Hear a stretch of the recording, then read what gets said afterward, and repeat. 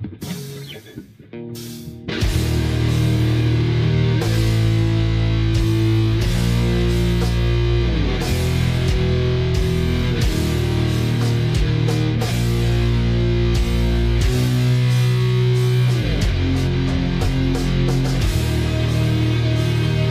up, dads? It's your boy Big Dave, back with another episode of Culture Dad's Age of Sword and Cassette. So, what's going on, Mr. Mike? How we doing? Doing all right, Dave. I spared the audience a little coughing fit there. Muted my microphone very graciously, I think. So, I'm doing okay. I'm here and ready to roll. But you've got something new on the plate, don't you? Yeah. I actually just dropped. It's like my debut fiction work. It's called The Weird Works of Dave Martell. I put it out there. You can go find it on Amazon. Just type it in Weird Works of Dave Martell and it'll come up. It is my collected works of poetry and fiction from the last couple years. So it has a bunch of different, it has over 30 pieces of poetry and fiction. It has my sword and sorcery stories with my character Lucius Lex. I have my sci-fi stories in there. I have a couple other horror stories. I have and then lots of poetry. I have something like 20 something pieces of poetry in there that I've been writing over the last couple of years. Everything, most of it is my typical weird style. It is, telling stories about weird planets and cosmic horror entities and beasts from beneath the sea and like slumbering entities and like all that kind of stuff, right? Things about dreamscapes and nightmare visions. You guys know my style, right? So go over, check that out. I also got, I got some other stuff in there too. I got some heartfelt stuff. I got some stuff that's kind of written in a working class style that's talking about, my life, I guess, or the experience of working class people in modernity and stuff like that. It's all over the place. There's a lot of different kind of stuff in there, and I hope you guys enjoy it. So go pick it up. It's my first book ever to come out with my name on it only, and I got more on the way, but this is my first one, and I know it's kind of like a niche thing. Poetry's a niche thing, and there's not a lot of poets walking around these days, and not a lot of people read poetry. So you guys out there buy it. I really, really appreciate it, and I hope you guys enjoy it. Nice. Well, I've got my copy on the way, so I'm excited to get that. That's cool that you've written some stuff from a more working class perspective, and this is a voice that really does actually need to be amplified. They talk about amplifying voices in the intersectional sphere of amplifying retarded left-handed gender confused dwarves and things, but it's really normal people that we want. They're the voices that are unheard today. So yeah, I'm excited about that. That's really cool, man.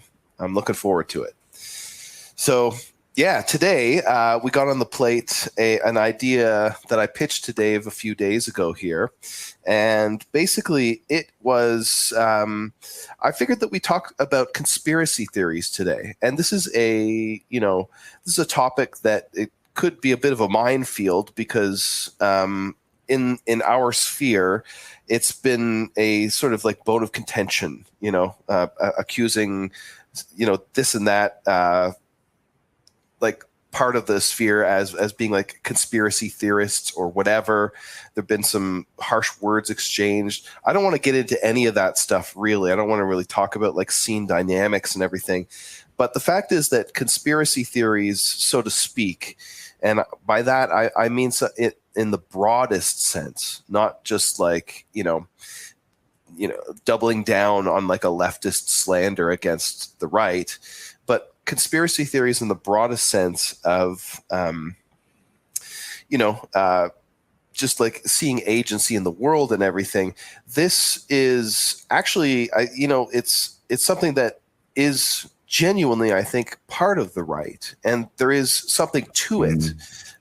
So I want to sort of investigate this on an even keel, sort of like on a level playing field, and not like prejudge it or whatever. And also because, people ask me personally about my journey into this. I get this question a lot. So how'd you get into, nationalism and all that? And there are many roads that led me to where I am today. But one of the ones that I sort of thought about, kind of recently, was actually kind of through conspiracy theories. This was sort of an early red pill for me. So back in the day, and I've mentioned this much at least, back in the day, I was kind of an atheist, really, like in high school. Me and my buddy were, we grew up in late Gen X, a very sort of dry and, dry sense of humor, and very cynical about the world and everything like that. And it was a good time back then to be a cynical atheist, right? That just like thought religion was like idiotic and everything else. But here I am all these years later, and I could not be further from that. So how did I actually move from one to the other?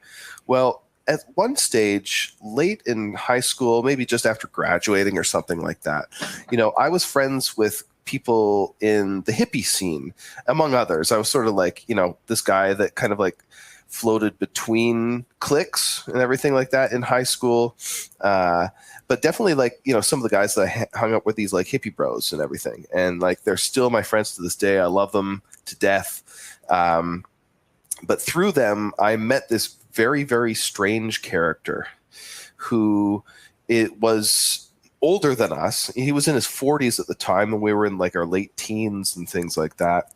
A very, very erudite man, very well read in religious literature, in like historical literature, and just a generally educated self-educated person. I don't believe he ever went to university or anything like that. He was also a little nutty of a character, like just a little bit sort of, weird, off the beaten path. And he was also, and this was very important back then for me, an amazing musician, unbelievable bass player that could just like do anything, and just a technically unbelievable player. So I kind of like apprenticed myself to this guy. It was like, I kind of like idolized him a little bit back in the day. But he was also into esotericism and things like that, into stuff like Hermeticism and alchemy and the Kabbalah and stuff like that. And one other thing that he was very much into, and he had a couple of friends that are even deeper into it than he was conspiracy theories. And this guy basically cured me of my atheism. Now, I was ready for it. I had always loved the traditional European myths, like the Greek myths, Roman and Germanic stories of like Beowulf and like El Cid, the Arthurian cycle and everything like that. I just loved that stuff. So I wasn't, one of these neckbeard atheists that just like thought, all of that's a fairy tale and so on and so forth. I definitely liked this stuff. So there was kind of a weird tension there in my personality. So anyway, I started reading basically everything this like older apprentice guy, I guess, handed me for a while. And this included, among other things, the Bible, which is something I hadn't really read at all before that. I was actually given a copy of the New Testament when somehow this happened in Canada in the 90s. They gave me a Bible, and I don't know, I just kind of like carried it around with me. I knew it was like an important book. I couldn't really read it. I couldn't really understand what was in it. My mom's was super religious, but like in an unorthodox way, and my dad was not. So I didn't really have anyone to guide me into that. So this gentleman, he basically said, look, you need to read this book and you need to take it seriously because it's the foundation of everything. in our world, even though we're not really Christians anymore and everything like that. So I did. I read this Bible, read it cover to cover a couple of times, and took it very, very seriously indeed. But a lot of the other things that he handed me to read, basically, and said, like, you got to check this out, was a lot of crazy conspiracy theory stuff. And the one that I latched on to was this guy by the name of Richard Hoagland, who I'm not sure if anybody here that's like listening will be familiar with him, but he was fairly popular back in like the late 90s for being one of the foremost proponents of the Cydonia theory, I guess. It was sort of the unofficial named this area on Mars that was like mapped in the 70s that had a face on it. And also in the same area, same geographical area, there was what appeared to be a 5-sided pyramid. And so it was just unofficially, like, you know, it came to be called Cydonia by like just people who were into that sort of thing or whatever. And Richard Hoagland, you know, he theorized that there was at some stage either humans or some sort of sentient life had, like, you know, was living on Mars and that had colonized it, and that there was obviously some connection with life on Earth, and it was extremely ancient and everything like that, and that there was a NASA cover-up to basically suppress all the information. And he claimed some other wacky stuff too, like that he himself conceived that Pioneer 10 plaque. Everybody has seen this. It's basically, it's like the naked man and woman like holding their hand up, and there's like a copy of like the Pioneer 10 space shuttle, and it's the plaque that they sent out with this thing that was sent out of the solar system to basically just, like, you know, fly forever in some random direction so that some alien civilization might pick it up in like 10 billion years or whatever it is. So he claimed that he basically came up with the design. So he's a bit of a kook, but you know, I found it fascinating, the idea, you know, that there could have possibly been like that human civilization, that civilization itself, and that sentient life, like higher life that is self-aware, could be much, much older than we think it is. So at this time, when I was looking into this stuff, I was still like a pretty hard-headed realist. I was in college as a computer programmer analyst, and eventually I didn't actually get through that program. I actually left school because I basically got hired straight out. But I was working in a technical field, basically. But I was also very open to religious experience and the idea of the paranormal, which I obviously still am. I'd like to think I'm still kind of both of those people. So I was primed for Richard Hoagland.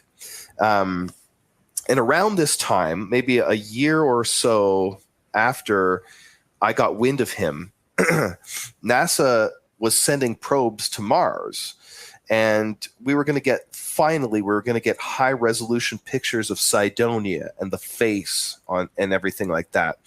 So I was really looking forward to this.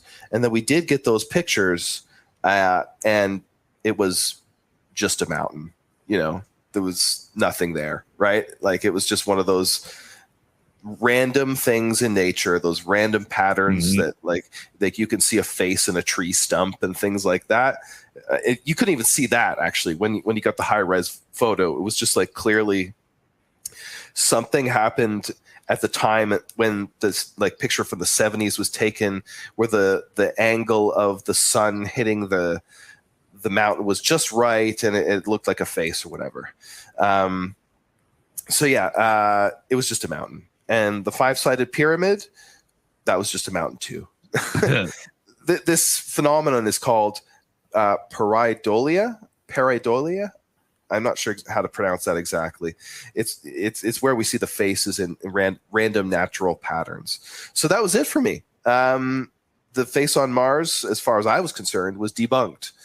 This was just my little foray into conspiracy theories and, you know, the possibility that NASA is lying to us and everything like that. But this was really was actually an important turning point for me. It was kind of like baby's first red pill. It was the first time that I'd got it into my head that the authorities could not be trusted. Obviously, it was disproven, but it's still opened a door, right? It's still kind of it scratched an itch that was already there, whereby I felt like you could not trust like what you see on the news, kind of thing. So this was kind of an important way station on the road to, well, first on the road to libertarianism for me, because libertarianism is basically like a dissident form of economics. It's basically saying like, you know, mainstream economists are lying to you as well, kind of thing, right? So it really does kind of represent a very imperfect first step towards rejecting liberalism and modernity and the value system of polite society. So, you know, conspiracy theories, I really wish that there was a more neutral term that we could use for that. But, you know, just to call it conspiracy theories did provide a kind of important vector for me to get to where I am now. So I just thought it might be, there's probably quite a few other people who have had similar experiences, even if they, you know, they don't go down the Bill Cooper rabbit hole all the way and everything like that. They still, there's something there. There's a need that they fill that is, I think, quite deep, and it's a current that really does exist, like on our side of the fence. Yeah, you mentioned Bill Cooper. Bill Cooper, his book "Behold a Pale Horse" was actually pretty. What would be the word for it? It was pretty important for me in my development. Right, it was pretty influential on me in my development very early on. Because Bill Cooper fucking rules, man. Yeah, I put him in another class beyond Richard Hoagland for sure. Yeah, well, here's the deal. Rich Hoagland was kind of he's just a nutcase. I don't even think that really anything that he came out with was legit, right? Rich Hoagland's actually from New Jersey, by the way.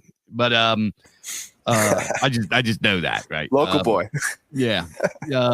East Coast guy. But anyway, what was Bill Cooper's? He had a radio show. What was his radio show? What was it? It's on the tip of my tongue. Fuck, I can't remember. Something Babylon. No, it wasn't that. It was The Hour of the Time. Oh, yes. The Hour of the Time. So with me, I'll be honest with you, it's been so long, it's hard for me to recall exactly where it all started, right? It started pretty early for me. I think my first idea of conspiracy, and also people got to realize that if you are over the age of 35, you grew up in a time where most people just believed everything was fine, right? There wasn't really this undercurrent of conspiracy unless you went really, really digging into certain places. And then especially pre-internet to like suggest that this, like there was like some books out and you might have like a wacky uncle that believed in CIA mind control or like something like that. But before the internet, that would have been really, really fringe and people would have looked at you weird. We didn't grow up in a time where 9/11 truth was a meme, right? That the jet fuel doesn't melt steel beams was a meme. Jeffrey Epstein didn't kill himself wasn't a meme. We didn't have these kinds of memes and sayings and things, right? Everything was just normal. Everything was just normal. Everybody pretty much trusted the news. There was a slight bias in between the Republican and Democrat sources, but back like the 90s and before, there was not really too much of a difference between Republicans and Democrats and the left and the right in America. Yeah, one side supported unions and the other side wanted lower taxes. That was really the only meaningful difference between them. They both agreed that gay marriage was wrong. They both wanted a strong border. They both agreed on all of those kinds of things. So America was like pretty freaking normal, right? At least from the way that I looked at it and the way most people would look at it, just living here in this culture. Well, the first kind of conspiratorial thought that I ever had was on 9/11, 2001.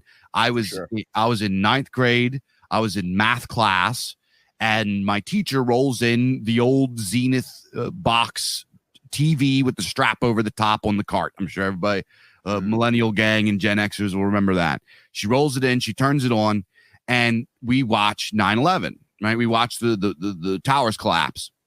And I remember thinking, like, that looks like a demolition. Like, I remember that looks kind of, I was like, is this from a movie? Is this real or whatever? And a bunch of the other kids are like freaking out. One girl was crying and like, all this kind of stuff. There's some other kids that are like making jokes or something like that. This is before anybody conceived anything, right? The only other big thing that happened that like changed the way we lived before that was Columbine, right? Yeah. After Columbine, like school culture changed. You know, I grew up in an area where our school kids don't have to go to school for the first year of deer season, or the first day of deer season. So the next day or the next few days, kids would come in like right from their hunting camps. And they would have their guns on their gun rack in their trucks, and it was just like no big deal. You know what I mean? Kids would get into fights and call your parents and or send you home or write you up or tell you to go outside and settle it or whatever. You know, that was kind of how it was. After Columbine, kids, if you got into a fight, they would call the police and they would consider terroristic intentions. And if you get into an argument with a dude and tell him you're going to kill him after Columbine, that was considered a terroristic threat. And they put in what were called zero tolerance policies. It just got dumb, right? And then 9/11 happened. And after 9/11, everything changed, right? So I remember sitting there looking at this and being like, this does not look right. This does not look like legit. Now, I'm not saying it is or it isn't legit now, but that was just the way that I thought at that time. And I remember I had a kid that like sat in front of me. He wasn't even my friend, but he was kind of like a video game kid, and he was into skateboarding and stuff like that. He was kind of like one of the bad kids. He turns around and he's like, that looked fake. I was like, yeah, I know. And people like, what do you mean it looks fake? Blah, blah, blah. So there was like all that. So that stuck with me a little bit, but that didn't really, I didn't really carry that until a little bit later on in high school. I start stumbling upon these 9/11 truth forums on the internet. This was back in the times, like this is like before social media. You had to go to like real forum boards where people were talking and stuff. There was no Facebook. There was no MySpace. This was like during the time of people had what was called LiveJournal or Zanga. That was like the proto social media. And I remember I didn't really use this thing. I thought it was gay because like everybody's girlfriend had it, and it was like a thing that they did. And I remember my girlfriend was trying to talk me into it, getting on this Zanga thing, and I found my way to like a bunch of like, I guess they were almost like Substack for folks that don't remember. It's kind of weird that like Substack comes around and like these original kind of like online personalized journals come back around. But yeah. I remember I stumbled upon like a cluster of them, of guys that were talking about your typical conspiracy fair, CIA stuff, CIA programs, aliens, UFOs, and all this kind of stuff. And that's what drew me in, was the UFOs, because as a kid growing up, I was fascinated by UFOs. I loved them. I was a big fan of UFOs, cryptozoology, things like Bigfoot, Loch Ness Monster. Like as a little kid, I loved this kind of stuff. I was obsessed with it. Being a kid, I grew up, I loved, fantasy and science fiction. So of course, a weird monkey man in the woods and flying saucers with aliens that abduct people would be cool to a kid that's into that, right? So I was drawn into that, and I got into like UFOs and that kind of stuff, and reading about encounters with UFOs. Well, later on, and I can't remember which happened first, but there's a guy that was a friend of the family that was, I can't remember if he was a friend of the family or if he was like a friend of the family. And, he was like a troubled youth growing up, right? He actually was still he's kind of like a troubled adult too. The guy could not stay out of trouble. But apparently a book that was really, really popular in prison around, I guess, in the 90s and going in the early 2000s was Behold a Pale Horse. This guy was blown away by this book, and he recommended it to me. And at this time, I was a little bit of a bookworm. I like to enjoy reading and everything like that. Now, most of what I was reading was history stuff, and I read a lot of fiction, and I wasn't really too big into nonfiction at this time outside of historical things. So he suggested it to me, and I read it, and I was pretty blown away. I was really, really kind of freaked out by it, actually.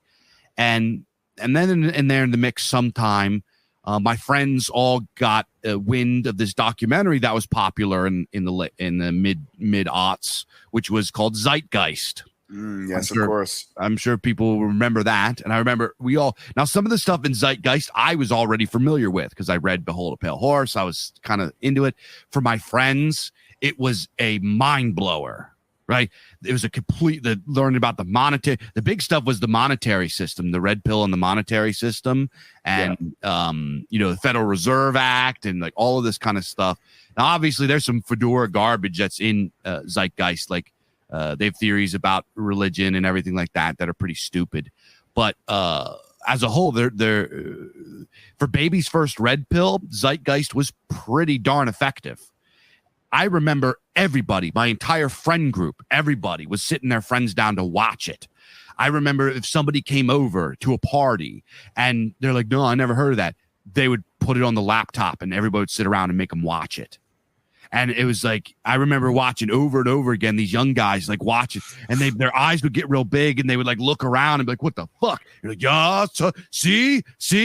And this was like completely, I don't want to say red pilled, but this, I guess you could, whatever the proto red pill is, this spread among all of my friend groups like wildfire. So from there, at some point in high school, I decided I wanted to pursue radio as a career. Right. I loved radio. I love talk radio. I loved the old school. What are they called? Like the performances, like not books on tape, but like the narrative performances to telling stories and stuff like that. I love like H.G. Wells or what is it? Orson Welles' rendition of War of the Worlds and everything. Exactly. That kind of thing. For sure. I just loved all of that kind of stuff. I loved audio entertainment. It was just fascinating to me and all of that kind of stuff. And at some point, some folks were like, you have a great voice. You should consider doing radio. Well, in high school, I went to Votech. And for you guys that might not be from the United States, or maybe you guys do have, I don't know who has this or whatever. Votech is called vocational technology. It's like a school outside of your main school. So you go to school, you get on the bus, and you go to this Votech school, and it's sort of like it's sort of like college, kinda. But like a mini trade school for high schoolers that aren't planning to go to college. It's actually really, really great. We have that here in Australia. They call it TAFE. It's exactly the same thing. It is a wonderful thing. It's great. It's great for sure. So you get kids that go for HVAC. You get kids that go for commercial arts. You get kids that they had a nursing program, culinary program. Programs all over the place. I went for broadcasting technology to do radio, and I went in, and I was such a bad kid at this time, and I almost failed the class because I just didn't do anything. I would skip and go goof off, and I didn't take it seriously. However, we had to send our I guess our like final project into a radio station to get graded. This is what they did. They looked over your project and whatever. I didn't take it seriously. I at this point kind of figured, nobody in my family ever goes to college or goes to school or goes on to even be successful. Why should I even care about this? You know what I mean? It's just typical like white trash mentality. But I didn't follow any of the rules, and I did this project. And I sent it in. And they gave me like a D or a C. I can't remember. They gave me a low grade, and they said didn't follow directions, but they said didn't follow directions. lots of talent, lots of potential. Give us a call. And they gave me their number. They said it on my thing. I was the only kid in the class they gave them. There was kids were salty about it. Pluses 100 out of 100, and nobody got that. So I call them an internship at the local radio station. This is probably my biggest regret in life. Is I turned it down because I listened to my boomer parents who told me I should go get a real job and be a floor installer, working with my friend's company. Well, I went and worked for my friend's company, and he was a raging pillhead, and eventually we got replaced by illegal immigrants during the economic collapse, and it was no longer tenable to do it. I lost tons of money and went into debt and had to come back home. So that was not I shouldn't have listened to him. I should have done it. Well, anyway, fast forward. I'm sorry. I'm like going on and on. But fast forward, in and around, I guess I'm out of high school, 2008, 2009, around this time, 2010 maybe, I stumble upon, at this point, I'm starting to get into Bill Cooper's radio show, which I really like. And then he, during his show, recommends Prison Planet, right? Prison Planet was Alex Jones's very early podcast. Or it wasn't even a podcast. It was like a pirate radio show that he used to broadcast out of his basement. This was very early, very early. This was his very early stuff. And the Alex Jones stuff that if you can find it from the days of Prison Planet is like completely different than what he says now. He was way more, I guess you could say way more truthful about things, right? He didn't have a lot of the hang-ups that he does now. Well, anyway, I find that, and then probably one of my biggest red pills was I found the very early interviews from Red Ice Creations or Red Ice Radio.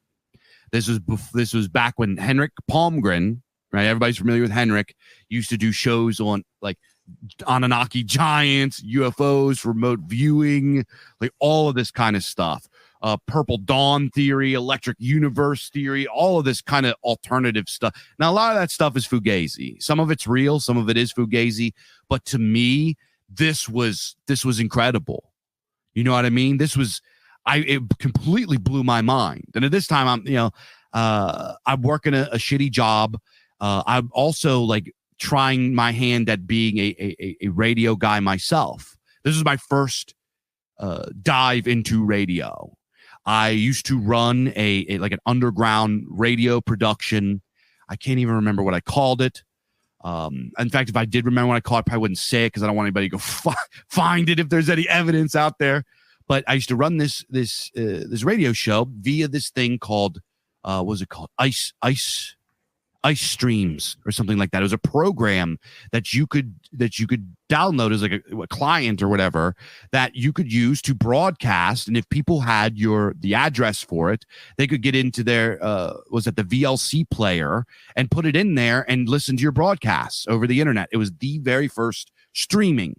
This was before streaming. The word stream was even a common thing. Like I remember that. I remember that you could do this with like.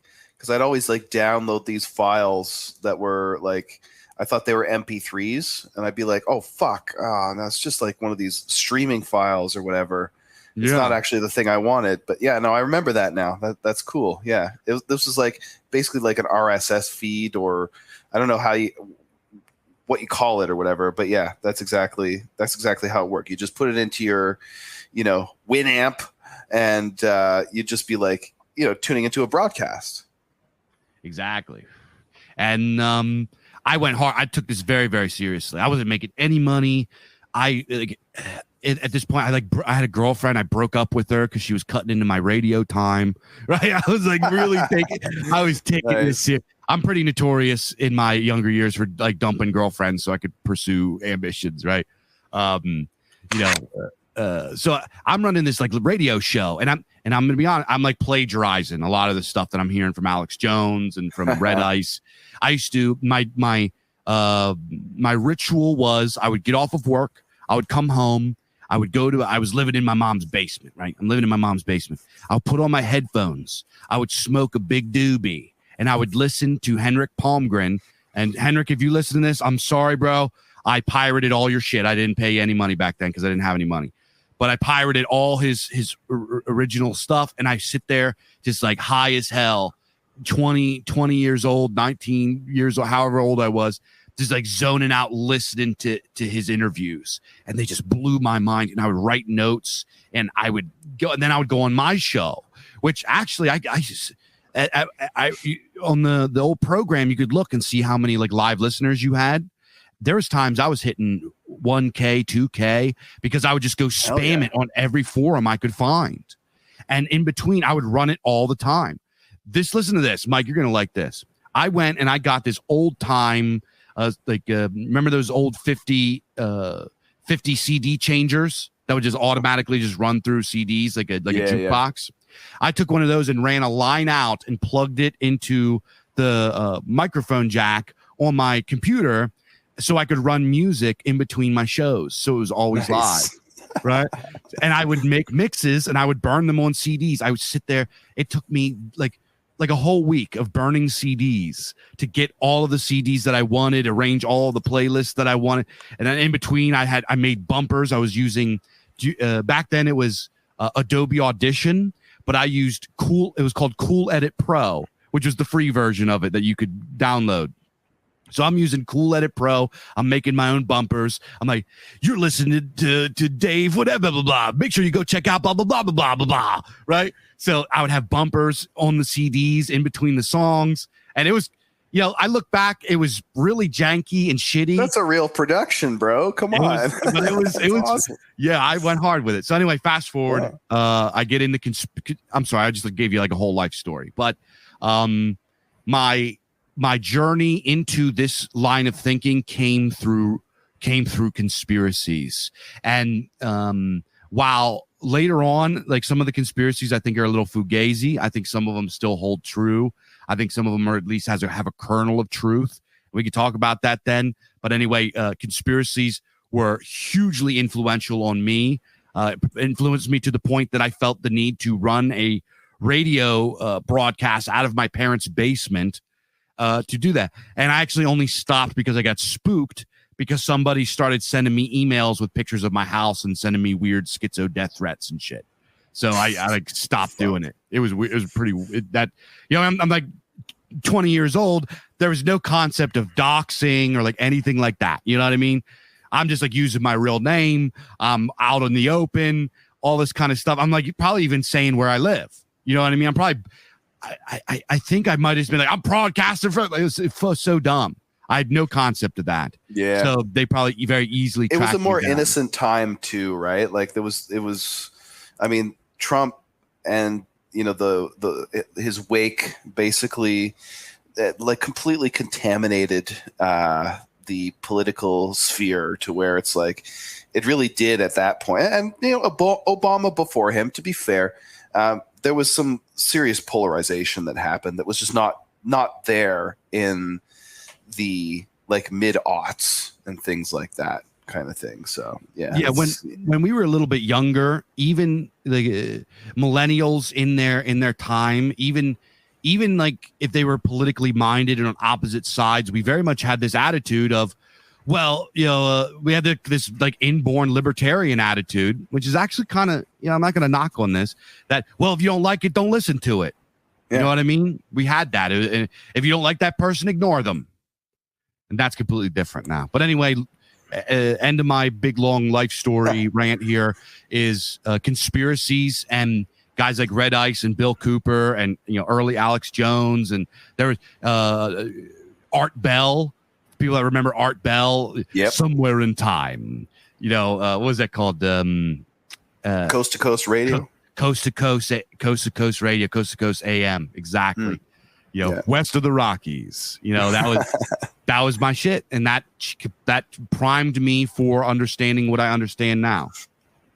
Yeah, it's kind of hard to really give people the lay of the land at the time when like Bill Cooper and Art Bell were like, kicking things out on shortwave radio, like ham radio. Yep. Yeah. In the pre-internet days, right? Like this is how people would get that. They would like tune into this like broadcast that would be, on a shortwave frequency, like all across the world. And it was just this crazy guy, like not ranting, but like, telling, like, Bill Cooper is a gifted storyteller. I will recommend to anyone today that you go and you listen to the first episode of Mystery Babylon, which was this series. It was like a 60-part series or something crazy, where he basically explained the history of the world, essentially, like starting from, proto-humanity, working its way all the way through like mystery religions to, Freemasonry and all of this stuff, to basically who runs the world in 1993 or whatever, when he started this thing. And yeah, as a storyteller, this guy is second to nobody. So it's absolutely compelling listening. But beyond that, it's doing something for us. It's filling a need that people have. And a lot of people have like tried to answer the question. It's like, why do people engage in this kind of conspiracy theory? Why would somebody believe that, like, in 1993, let's say, that Freemasons are really sort of like the engine that's like driving geopolitical events? This, this fraternal organization that, like, realistically didn't have any overt power at all, beyond, let's just say, 1920 maybe, or something like that. How does that work? Why is it that people engage in this? Why do people prefer that kind of explanation to like just what's, the main on the mainstream? And Dan Carlin, renowned podcaster himself, he actually addressed this question at one point in like one of his podcasts. I believe it was like he did a big series on World War I, and he started out with the explanation of how Archduke Franz Ferdinand got assassinated, and explaining that it happened by what appears to be a series of like crazy coincidences. And anyway, he asked the question, like, why do people want to explain it as more than that? And he said, well, it's because the idea that nobody is in charge is just too awful for most people to contemplate. I think that there is some truth there. There's something to that explanation. People want there to be a hidden hand. That is actually more comforting than the idea that it's all just a headless colossus lurching from crisis to crisis and nobody is at the helm. There is some comfort in that. So I can kind of understand where he's coming from. I think there's another explanation that's the simplest explanation to why people believe in conspiracy theories, and that's because they do happen sometimes. Certainly, the basic prosaic definition of a conspiracy is when two people work together on something, two or more people.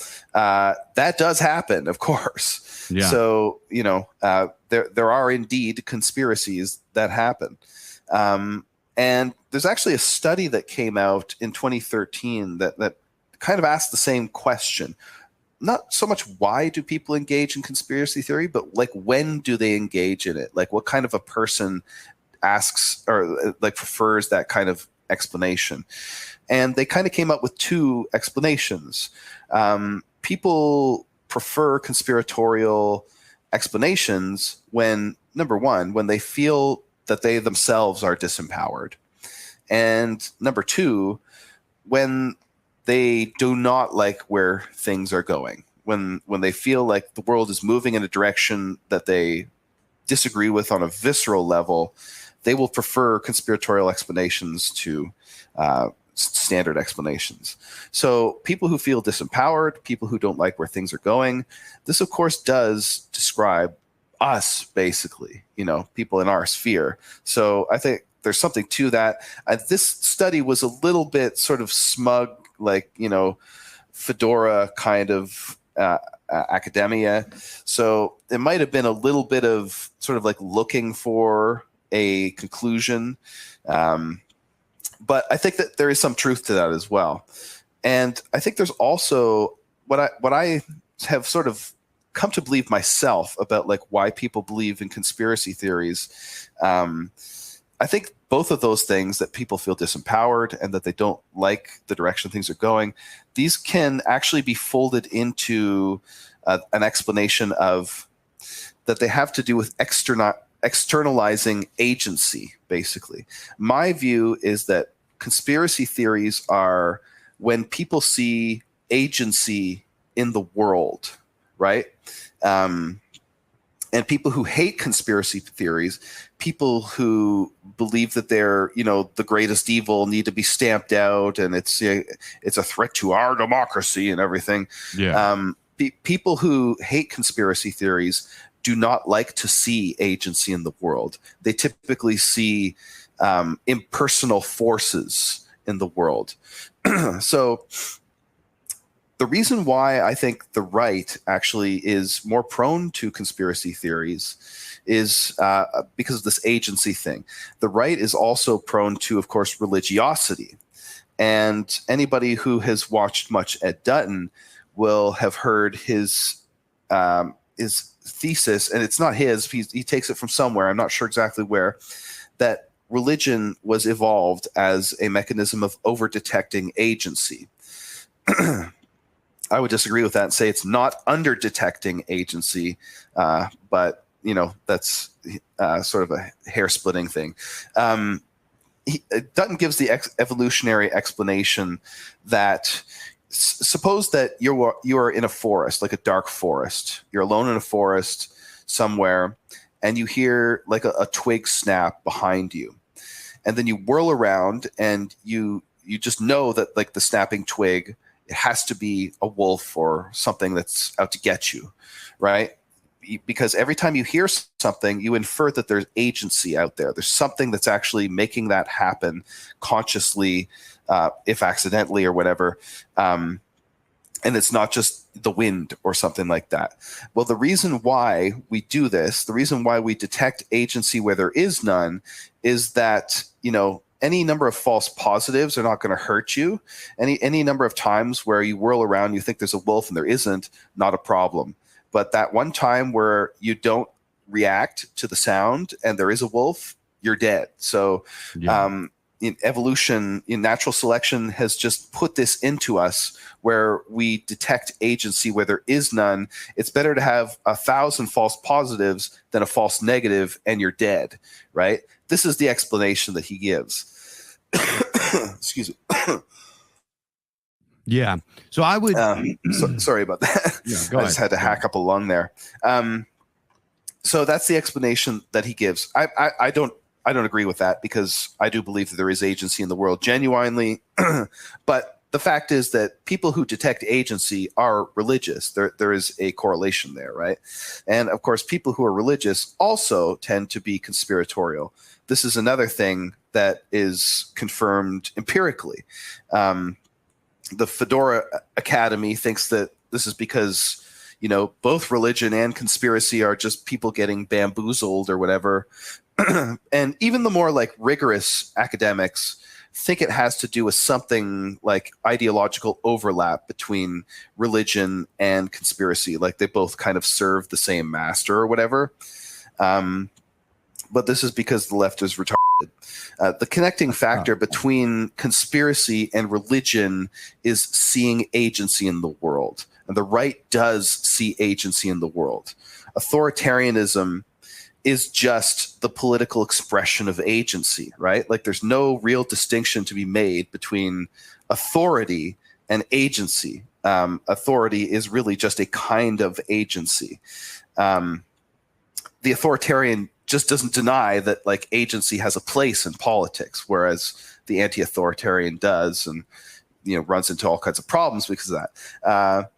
And so like the right, being authoritarian, it's because they see agency and they think that agency has a place. And great man theory, which is another thing on the right that's absolutely categorically denied by the left, is just the historical expression of agency. The great man theory of history was just used to be called history up until, the day before yesterday. And it just doesn't deny that the will of men shapes the world. And the left believes the total opposite. The left believes that man is powerless to shape his own destiny.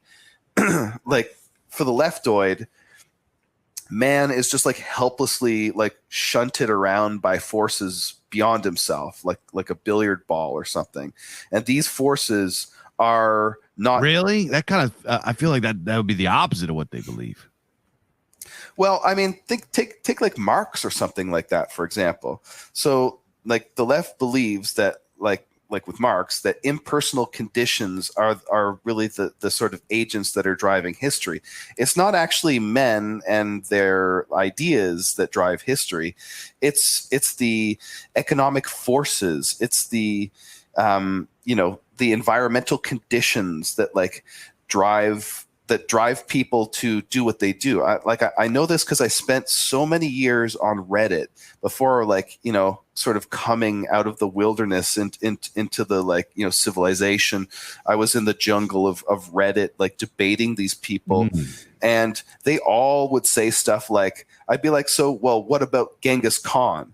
Was Genghis Khan just inevitable, or was it maybe just because this one dude was born at this time and completely shaped history according to his own will? And they'd be like, no, if he hadn't been born, it would have been somebody else done exactly the same thing or whatever. If Muhammad hadn't been born, we'd still have Islam or whatever. Absolutely retarded shit. This is the kind of shit that they believe, right? And they believe that these forces are, of course, are impersonal. It's not the will of the gods or anything like that. So, the right believes that agency, especially human agency, and even divine agency, of course, moves the world. The left kind of believes that it's all just accidental shit that happens, and this is kind of why they get all hung up about systemic inequality and everything like that, because they believe that these things are just random, they're unfair because completely random. Anyway, I believe that conspiracy theories are a result of seeing agency in the world and seeing it everywhere. And at their worst, when conspiracy theories really do sort of run off the rails into insane territory, it's because of seeing agency where there genuinely isn't any. But I think that's kind of the key to it. Yeah, you mentioned a word a few minutes ago that's a really important word when we have to understand kind of the thrust behind conspiracy. You said pareidolia, right? Pareidolia. Well, pareidolia is kind of a word that goes under this umbrella of this thing called apophania, right? Apophania is something that's, and this is where the schizo thing comes from, because schizophrenic people very often have apophania. And what apophania is kind of it's an extreme version of patternicity.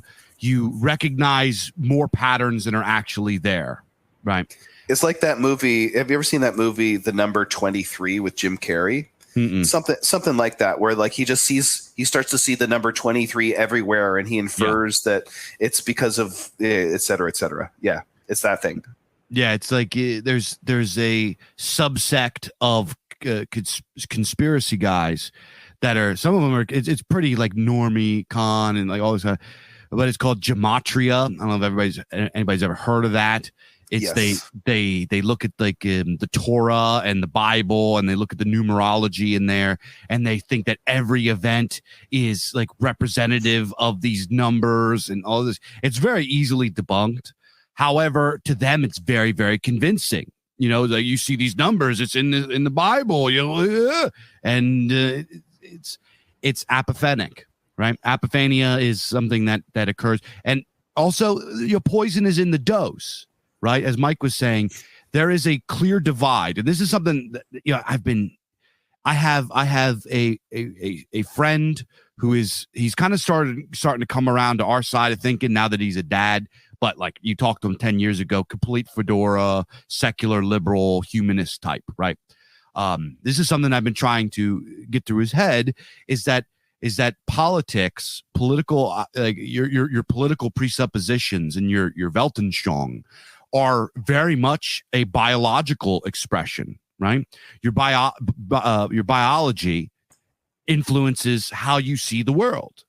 And for certain people, and Dutton, you mentioned Dutton talks about this, is that what separates leftists from right-wingers is that right-wingers look around the world, they look around reality, and they see order, they see agency, they see things are the way that they are, and that's a good thing. Natural law, the forces of natural law, or the forces of the gods, or God, or divinity, or whatever, fate, dharma, whatever you want to chalk it up to, whatever force is ordering reality is a good thing. And that's what we believe. So we look around and we see order, whereas the leftoid does not believe that. They look all around them and they see chaos. They see disorder. And to them, to apply order to it is something that's completely bizarre to them. And that's, now I'm thinking about what Mike's talking about, that makes sense. That's why they chalk it up to all these like systems, and that's why product of your environment is so important, and all of these kinds of ideas of nurture over nature are so important to them.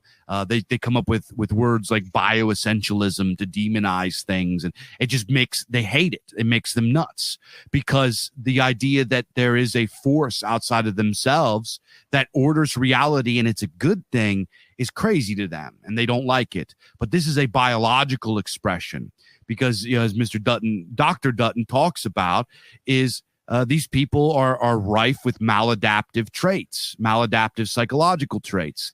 They're spiteful mutants. They have high rates of narcissism, Machiavellianism. They have these a lot of bad of the 5 ocean traits.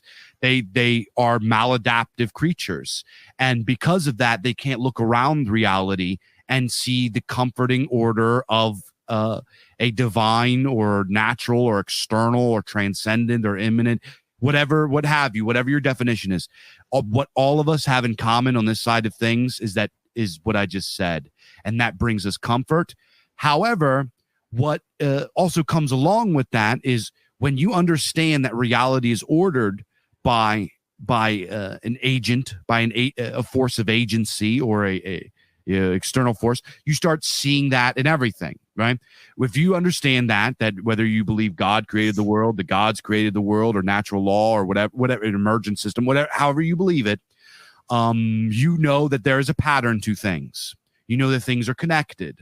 You know that the ecosystem of nature is all connected, and if one little thing messes it up, we understand. We see these giant patterns. So it's not that much of a skip and a jump to look at things and see patterns and be like, well, if there's patterns here, there must be agency, right? And that's because it's true on a larger scale, on a macro scale. It must be true on a micro scale, and sometimes it's not, and sometimes we go too crazy with it.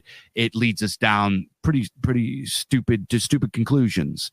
But the idea that this is a bad thing to have, the idea that this instinct is somehow stupid and bad or ignorant or whatever, and that we shouldn't do this, even though sometimes it goes awry, I think is a horrible mistake. And I think it kind of goes against, you're kind of like, the way I see it is like telling right-wingers and religious people to never, like, calling them skits. And I'm not taking shots at anybody. This is just my opinion, right? Is calling them schizos and saying that they're stupid or whatever, even if their conclusions are stupid and not true. Going against that instinct, in my opinion, is like going against nature itself. It's like Marinetti from the Italian Futurists telling Italians that they shouldn't eat pasta. Dude, you just like sowed your own destruction. Those motherfuckers are never gonna stop eating pasta. It's in them. You can't get them to stop. So it's like, I don't know. That's just my take on it.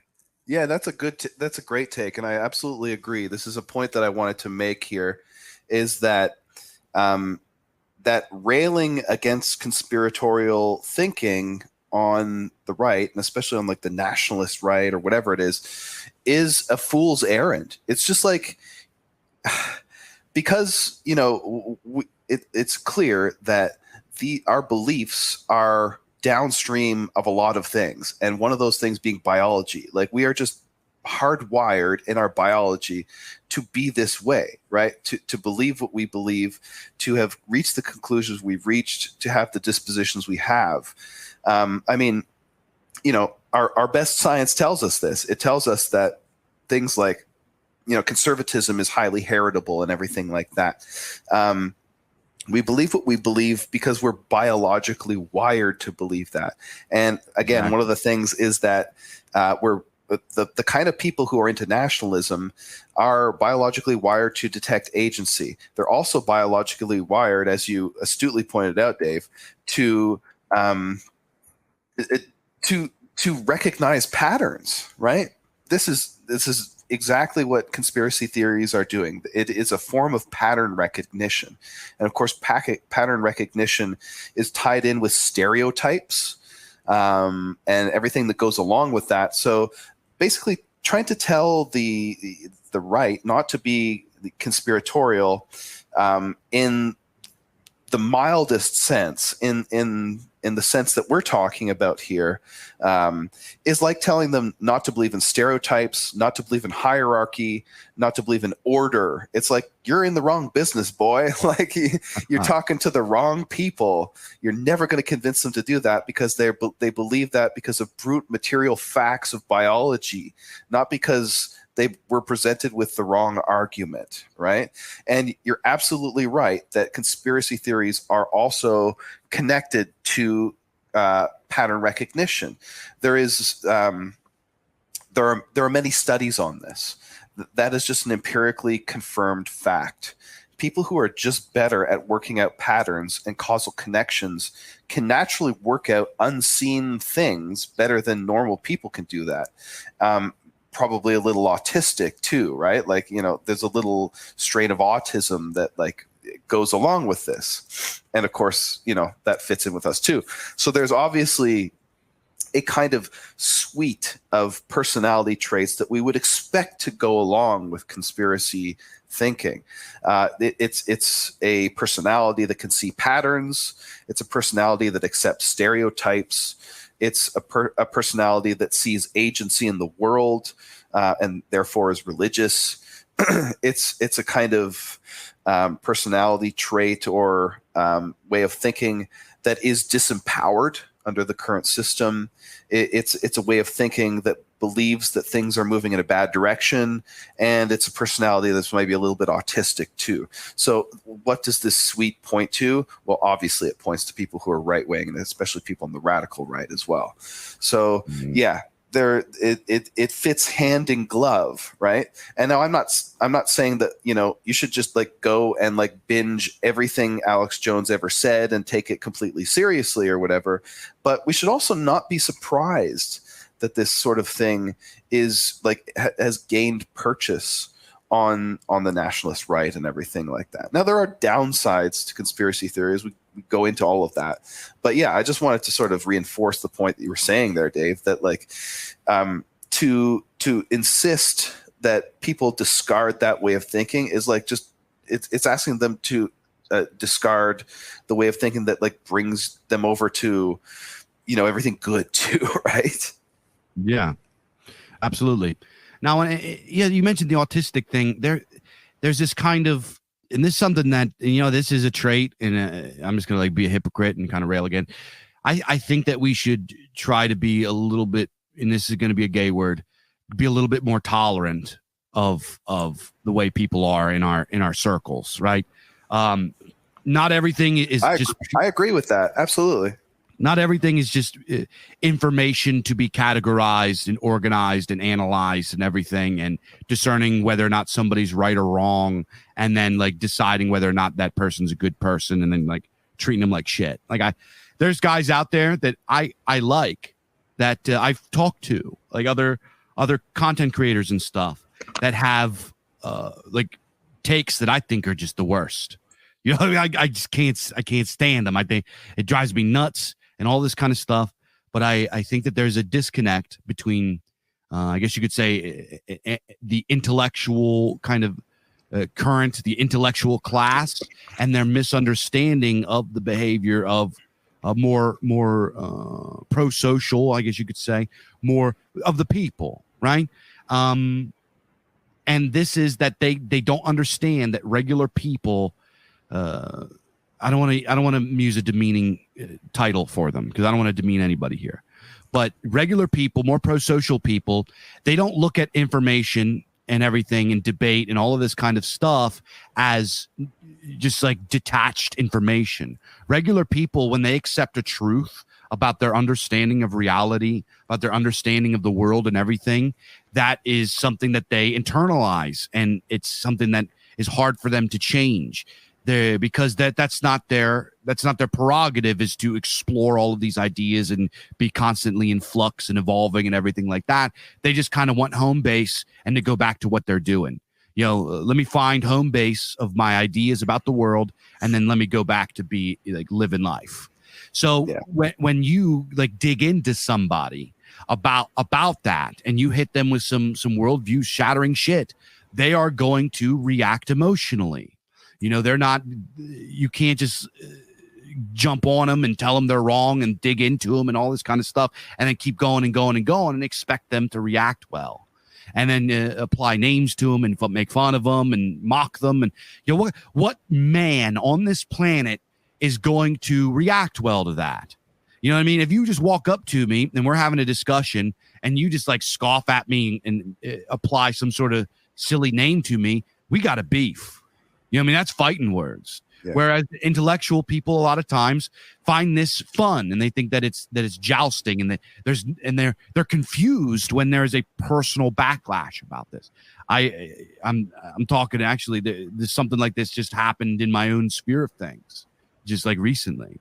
And we just have to be more tolerant of that and just understand. So the way I kind of look at things, since I've just been a content creator for so long and I have been doing radio for so long and have seen so many evolutions of the underground, that's why I tend to avoid things like the monikers like the radical right or the dissident right or this right or this nationalist or this or that or whatever, because it is an ever shifting, flowing, nebulous in flux. And 10 years from now, 5 years from now, probably next year, is going to be completely different vocabulary. So a lot of times I'll just say the underground or our side of things or our thing, because it is always changing and it's always developing. And that's not a bad thing. That's not a bad thing. That's a good thing. But I do think that we have to recognize in our thing that certain people behave the way that they do because it's coded into them. It is a biological, like you said, it is hard, brute biological truth. And to like come at him about it is like, it's like making fun of a guy for being short. He can't help that he's short. Well, you're a piece of shit because you're 5'6" or whatever. He can't help that. So when you say that to him, he's going to get mad. You know what I mean? So I don't know. I kind of went on a tangent there, but you know what I'm saying. Yeah, I do know what you're saying. I was just hacking up a fucking lung. I'm sorry. No, do you think? But you're right. It's like whatever it is we're doing is a dynamic movement. It's something that is ever changing and it is in flux at all times. And this is good. This is not a bad thing. It's fun. It's a long conversation, right? It's like philosophy is the same thing. Philosophy is the long debate that goes on and on and on for thousands of years, right? And whatever you think of debate, it's like, there's nothing wrong with the fact that like things have changed. And this is it's what we're about. It's Heracliteanism is very much at the core of whatever this thing is that we're doing. Flux is there for sure. And I agree that it's definitely like, it's good to have like a variety of voices as well. Like we should not be afraid of that. Back in 2015, the scene was much healthier in some ways because there was a lot of sort of conflicting voices that were sort of, coming at each other and really actually engaging in what was much more productive debate at that point. And it was a big tent movement, and there's nothing wrong with that. But anyway, to sort of like bring it back to the conspiracy angle and everything, there is like it's something that is just part of the scene. It's part of what's going on. But I mean, if we're being honest with ourselves, there is a downside to it as well, and I think that we have to acknowledge that. Where I think that conspiracy theories, conspiratorial thinking, and this sort of thing, whether it's Bill Cooper, whether it's early Red Ice, whether it's what's going on now on Telegram, the conspiratorial thinking does create a bit of a culture of suspicion about other guys. And this makes sense too, just based on the nature of conspiratorialism. If there is, in fact, a big plan that has to be concealed, it becomes hard to work out like what is coincidence and what's deliberate when something goes wrong, or something doesn't go wrong and things are going very well. It's kind of hard to work that out. And this is already compounded by liberalism basically being inherently corrosive to social trust in general, like demographically, breaking up family structures, breaking up organic structures. Liberalism compounds that problem, and it compounds the problem that conspiracies sort of have inherently in them. If conspiracies are in fact general, like everywhere, then everything is suspect. And this is where you get, that bugbear that I hate, where everyone's a Fed. If your friend disagrees with you or does something you don't like, he could like secretly be an enemy or something. So, that's not a relationship you should cultivate or whatever. It does poison the well a little bit, and it does destabilize communities. It makes it very hard for our online spaces to operate because nobody trusts anybody else, right? It makes it hard to actually do serious work that requires collaborating, revealing identities privately even, and like putting your nuts on the chopping block, basically. It's like when anybody could be a Fed, like nobody wants to do that, right? So conspiratorialism, it is a kind of double-edged sword. Like, it comes from a good place because seeing agency is good. There is, agency and order in the world. The gods are real. They are moving things. People do, in fact, control things at the top of the social order. This is all truthful and good stuff. And seeing patterns is good too, obviously. So it comes from a good place. But it also, on the other hand, it contaminates communities. It makes them less functional. It basically forces a kind of like devolution. It's very hard to kind of build the structure up into anything more than just a handful of guys working together kind of thing. And this ties in with the whole epistemic divorce thing that I've written about on Substack. We can talk about that at some point, maybe. So it's not good for our online spaces, but it might actually be kind of good in some ways for the broader social order. And I'm specifically talking about like destabilizing it or forcing it to devolve, right? Because conspiracy thinking does reduce social trust. It has the same effect as something like AI, right? AI right now, like deep fake is pretty damn good. It's like there's some seriously convincing deep fakes out there. Like it's kind of calmed down a little bit, but like 2 months ago, there was a lot of like audio deep fakes of like Tucker Carlson saying some pretty fucking insane shit, right? Yeah. Anyway, so AI reduces social trust because you just don't know what you can trust. You don't know what's real. This is only going to get worse, and it's going to get worse exponentially in the coming years, right? And what this does, something like AI pushes us towards IRL circles, right? Local circles. You really only kind of believe what's in front of your face. And it's the same thing with conspiracy theories. This is actually not a bad thing at all in some ways. Obviously, the online world has been like unbelievably good for our guys, right? For what we're doing. but the internet is really just a kind of staging ground. We do eventually kind of need to get offline and move into these IRL localized spaces. And the left seems to understand intuitively that conspiracies have this devolution effect, this sort of devolving down to the local level effect. It pushes things down to a local level, and they fucking hate that. Reddit socialists, speaking of Reddit before, I would remember Reddit socialists would always say this. They'd say something like, when you're talking about shit should just be more local, and like, the government shouldn't be telling everyone what to do all the time. This is sort of more back in my libertarian days. They would say something like, so instead of being tyrannized by the government, now you're just like tyrannized by your state rep or by your like local mafia don or something. And it's like, yeah, that's better. Actually, I think that's better. So the left screeches about, right-wing conspiracy theories because they know on some gut level that it's actually corroding trust in their governance model of like Reddit king sovereigns and shit like that. So that's a good thing. This might not actually be a bad thing in a broader sense for like our sort of like long-term aims. Yeah, liberals definitely don't look at truth the same way that we do, right? And here's something that I think is probably not always a good thing, is that when we learn the truth, we kind of just want to shout it from the rooftops and just say it to everybody we come into contact with.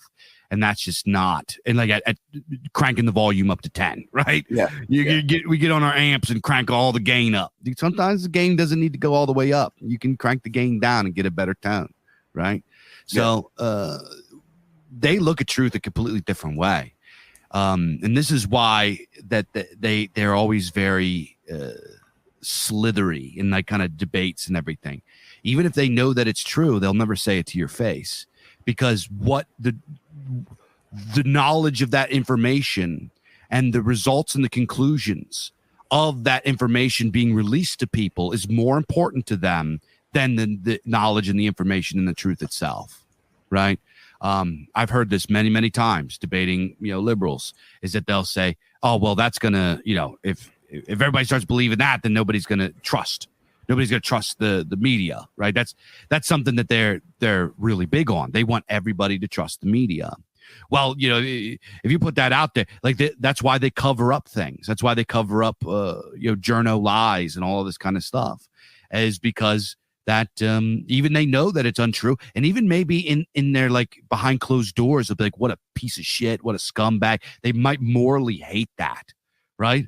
They might actually have that belief, but to the public, it's more important that they cover it up because they want their results. The results and the conclusions are more important than the truth and everything themselves. And I got to be honest with you. Their view of I'm not saying their view is good, but I will say that their mode of operations with this topic and specifically is more effective. It's more effective than a lot of times what we do. So, and I'm not saying, we suck and they're good or whatever, but that's just an objective thing. I've kind of come to a part in my life where I don't really, I kind of look at things in a more detached way. When I listen to another content creator, for example, and I'm listening to them, I'm listening for, like what their voice sounds like. I'm listening to like their delivery of things and how they format their show. And like, I don't really care too much about what they're talking about. Like, I'll be honest. It's just kind of, I don't mean to sound rude, but I'm more interested in what people do with the stuff than what's actually being said. You know what I mean?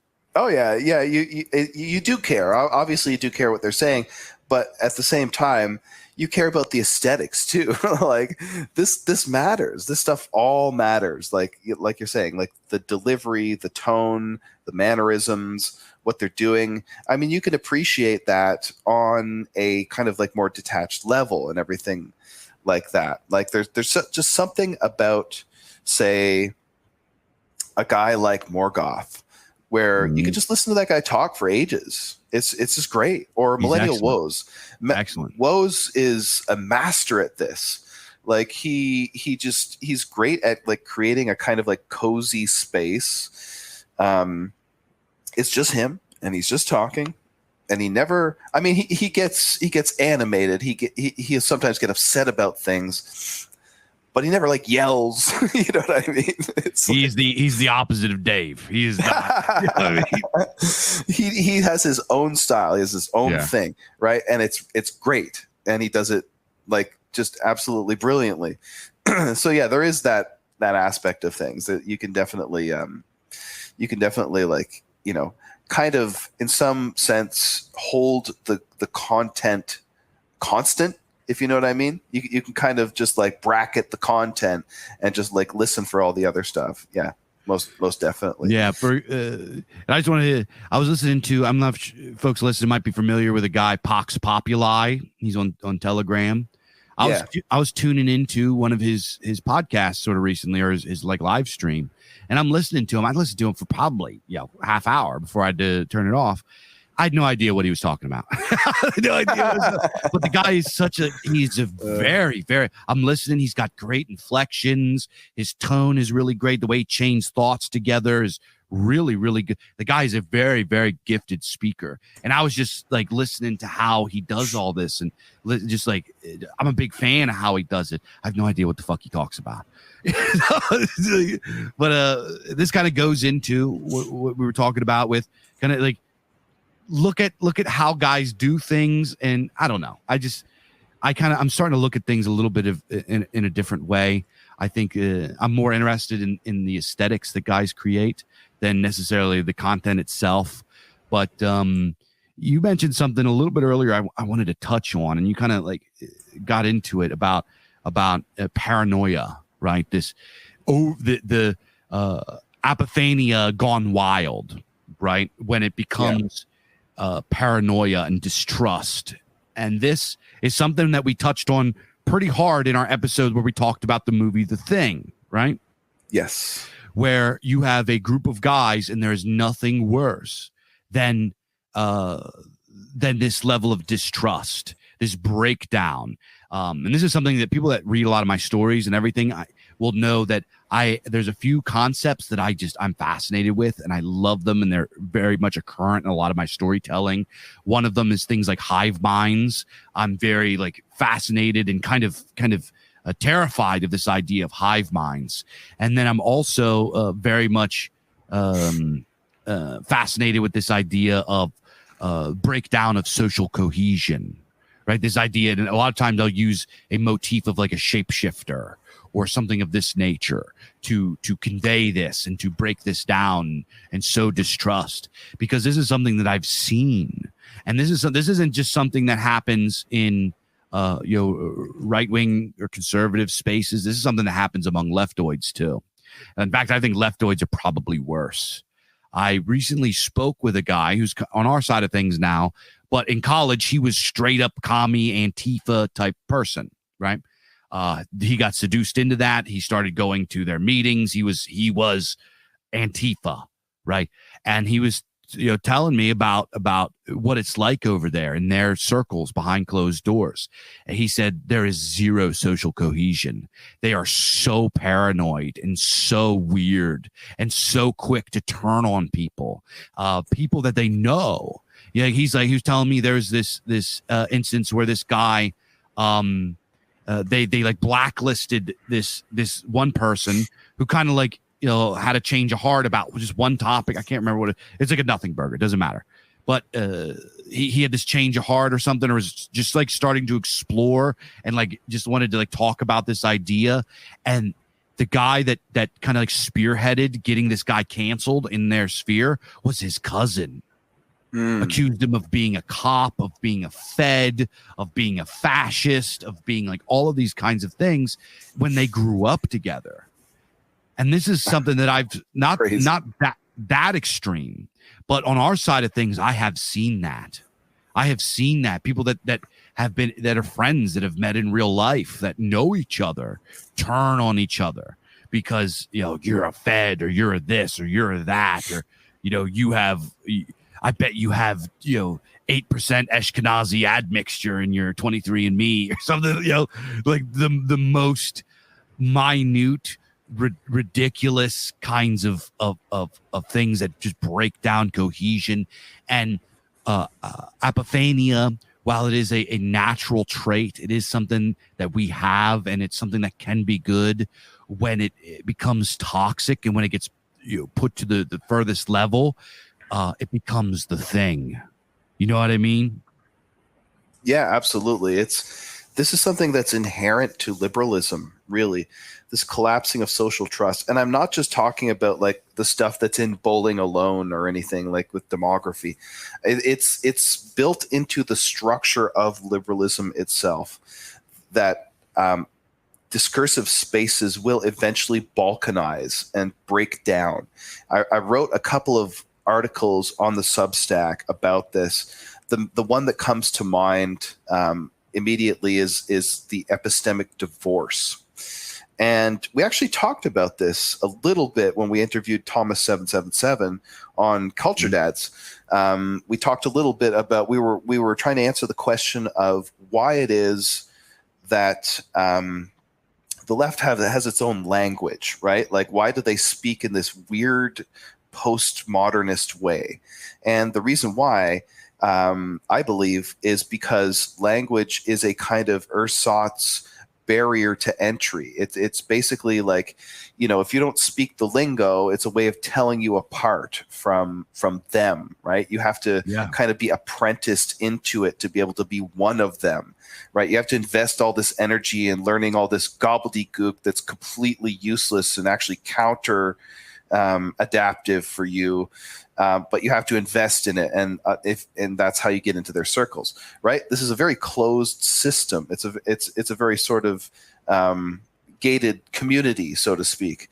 It's an epistemic divorce, right? And this is kind of happening more broadly in the wake of Trump, especially. Trump is like, it was such a sea change in so many ways. I mean, the man himself, not all that consequential, but what he represented and the allergic reaction he touched off was absolutely consequential.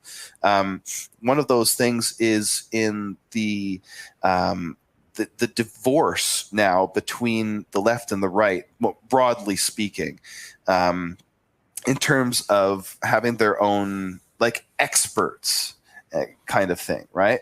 Fact checkers and all that. Exactly. After 2016, there was this explosion, this cottage industry of fact checkers on both sides of politics that like were just like never agreeing with each other because neither side trusts the other's experts. Liberalism cannot tolerate this kind of epistemic pluralism, right? Because it's universalist. It has to maintain a single space, like a single longhouse or whatever, right? Yeah.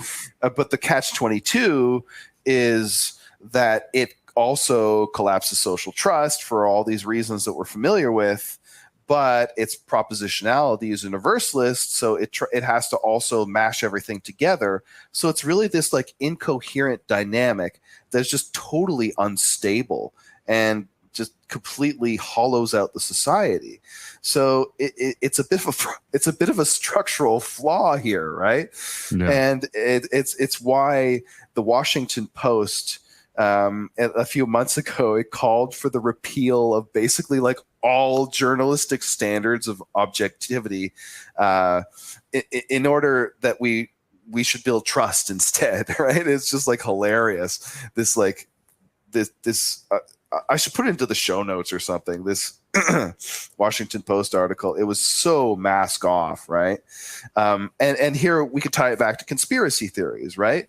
Because conspiracy theories, so to speak, like when the left talks about a conspiracy theory, it just means a fact that is outside of what they're willing to accept as reality. But it's a fact, right? We're not talking about you just don't like these people, so this is your take on them. We're talking about like a fact, like 1350 or something. This is a glitch in the matrix, right? For these people, it tells you that there's something outside of their their little ghetto that's supposed to be just reality full stop.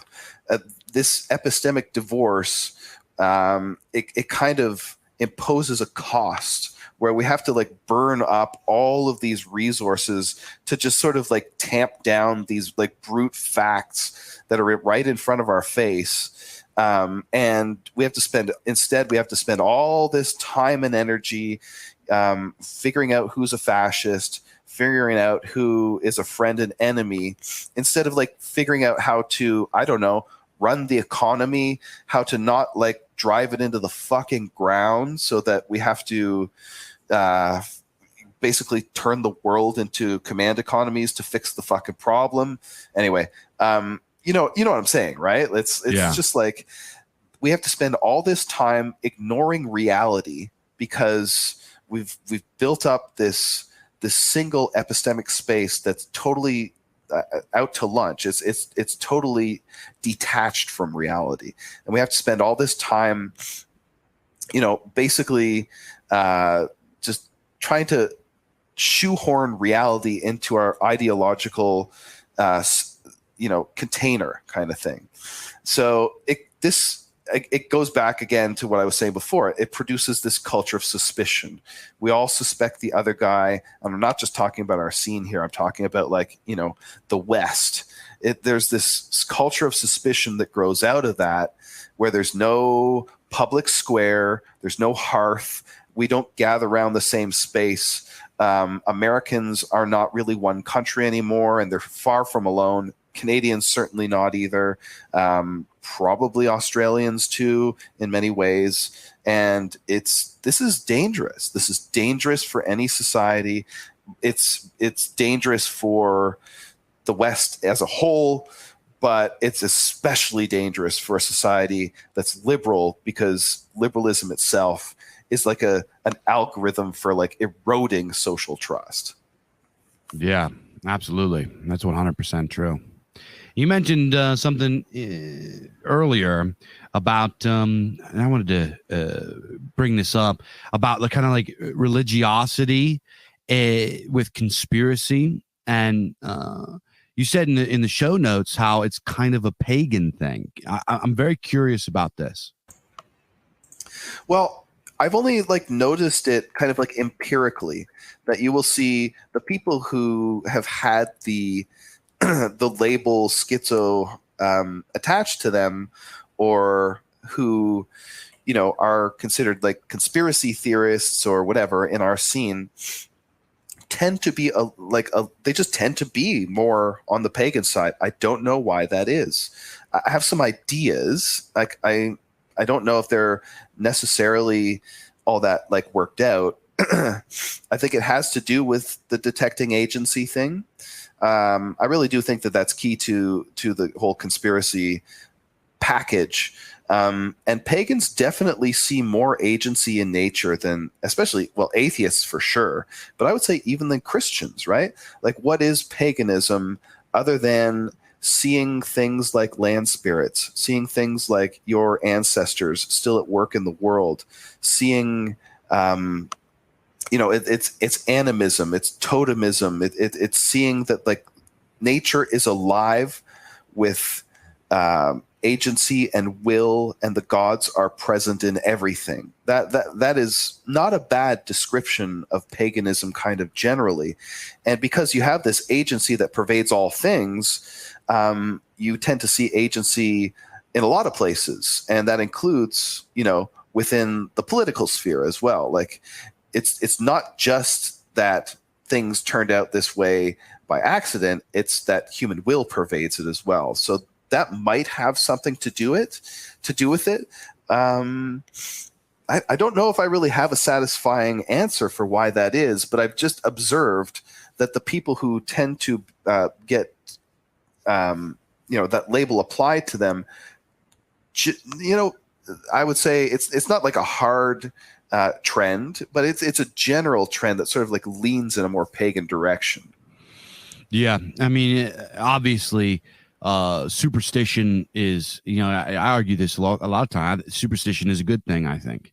Part of it is pagans tend to have a more, at least like theistic pagan, like proper pagans that actually believe, not larpers and pseudo atheists and people that believe in archetypes and all that horse shit. Those people probably hate conspiracies. Yeah, they probably hate conspiracies, or they use conspiracies as their stand-in for actually, I would actually go from what I have observed, the people that are more atheistic, that claim to be pagan, like McPagans, tend to be even worse with their paranoia and their, I would actually call them schizos.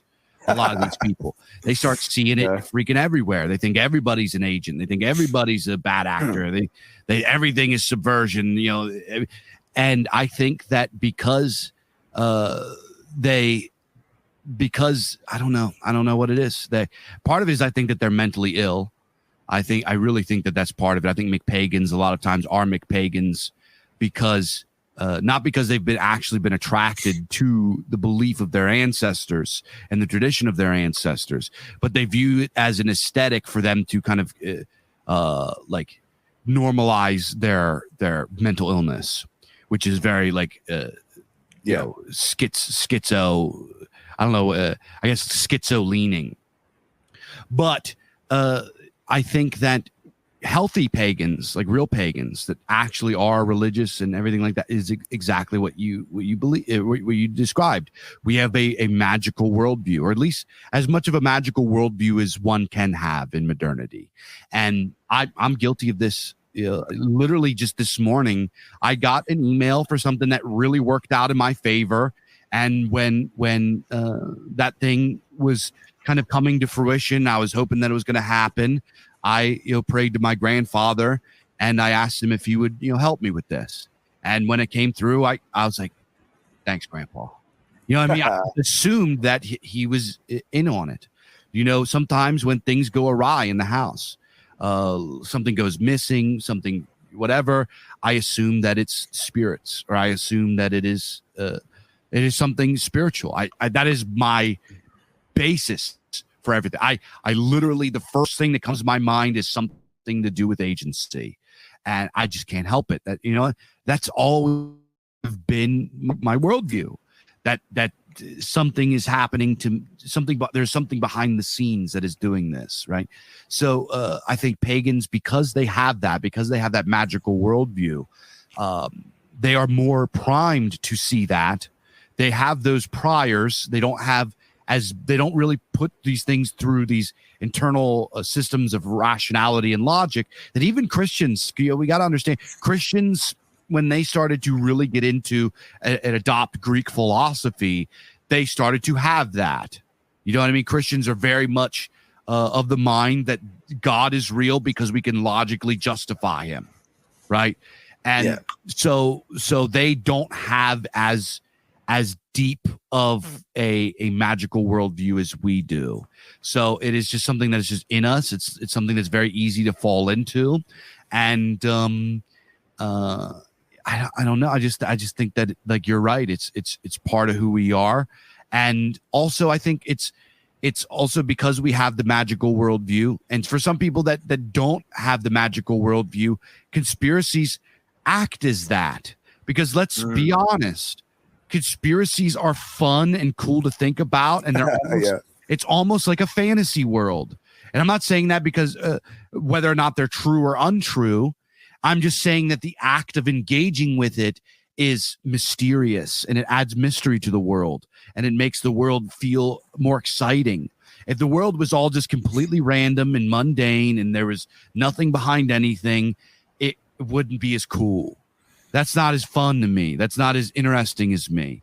So I think it's a double-edged sword. I think that's while some of it is true and that it is kind of baked into us to try to look for these things, that those of us that are of a pagan mind and a magical mind, we look for these things because they're fun and they're exciting and they give us comfort. Because let's be honest, and this is something that I've noticed that's part of the pagan behavior as well, is that we are very much seekers of excitement. We like this kind of shit. That's why we get accused of a lot of times people will see our gatherings and they'll say, oh, that's just a big party. yes, let me tell you, as a guy that has been to many events from many different organizations and different local kindreds, et cetera, sometimes it is. There are organizations that I've gone to their events, and I'm like, I'm not going back to that because that was just a bunch of like just drunkenness, which is not positive in my opinion. But if you come to one of my events, guess what? We're cooking, we're drinking, we're having a good time, we're getting silly, we're goofing off, we're shooting off fireworks, we're doing all kinds of crazy stuff. We're very much excitement seekers. We're very much seekers of things that give us experience, and we are pleasure seekers to an extent. I don't mean pleasure seekers as far as like hedonists, which if it goes too far, it does become hedonism. But we're pleasure seekers in the fact of we are very much interested in having the feeling the human experience, and to seek out a magical worldview, to seek out conspiracies, kind of gives deep lore to the world. It kind of adds like this, it adds like it adds lore to the world, and that is fun to us. And I think that sometimes maybe seeking out the pleasure and the fun of having lore to the world can kind of pull us off the track of whether or not it is actually true. And I'm not saying it is or it isn't, but I think that it can be a negative thing. I think that's a really deep point, actually, that the excitement of a conspiracy theory is a huge part of, I don't want to say the appeal. I think that sells it short. I want to say the need that it fills. You know what I mean? Big time. In us is that excitement. It's the unmasking of the world. It's what the Greeks would have called aletheia. It's truth as an uncovering of reality, right? This is something very exciting. I know that this was a huge part of the appeal for me as a young man getting into this stuff. Listening to Bill Cooper for the first time, again, go back, listen to that first episode of Mystery Babylon. It begins with Thus Spoke Zarathustra, and then he goes into 2001, A Space Odyssey, and Bill Cooper gives the most unbelievable interpretation of that movie I've ever heard. It is a thing to behold, and there's something exciting about that. There's something life-affirming about that. The idea that you've stumbled across hidden knowledge, that it could unlock reality like a skeleton key. This is exciting. This is what conspiracy theory does for you. And again, I think that term conspiracy theory even sells it short. We could say esotericism, perhaps. It's doing something for us on a very, very deep level, that we as folkish pagans, as people who genuinely try to recover this magical worldview, this pre-axial worldview, this is something that we desire, and we desire it in a way that's healthy, consciously and healthy. But even for the leftoid, who could not be further away from the pre-axial worldview, he still kind of needs it, doesn't he? He still wants it. He's still like, even though he hates conspiracy theories because he thinks that it's toxic and problematic and all this bullshit, he still kind of wants it, right? And I mean, it begs the question, is there a left-wing conspiratorialism? Well, of course there is, because what was that whole like Mueller probe, the Trump-Russia fever dream all about? After all, it was just a conspiracy theory that turned out to be completely fucking bogus, which the recent Durham report has completely confirmed. Of course, less so. The leftoid is less conspiratorial. He believes in spontaneous order.